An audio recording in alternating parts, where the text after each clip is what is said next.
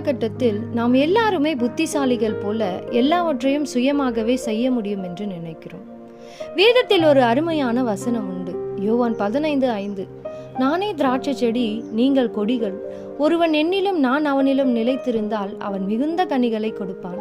என்னை அல்லாமல் உங்களால் ஒன்றும் செய்யக்கூடாது. பிரியமானவர்களே, இயேசு கிறிஸ்துவை சார்ந்து அவரில் ஒட்டி கொண்டிருக்கும் வரைதான் நம்மால் நிலைத்திருக்க முடியும். இது கடினமான ஆலோசனையாயிருந்தாலும் ஏற்றுக்கொள்ள வேண்டிய உண்மை. இன்றைக்கு அநேகர் ஆண்டவர் இல்லாமல் வாழ்ந்து கொண்டிருக்கிறீர்கள். நீங்கள் எவ்வளவு வேண்டுமானாலும் உங்கள் படிப்பையோ பணத்தையோ நம்பலாம்.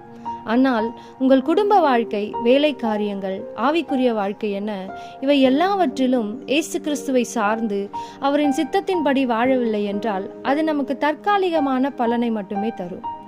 அதுவே நீங்கள் கர்த்தரில் சார்ந்து அவர் சித்தத்தை அறிந்து அவரில் நிலைத்திருந்தால் மிகுந்த கனிகளை கொடுப்பீர்கள்.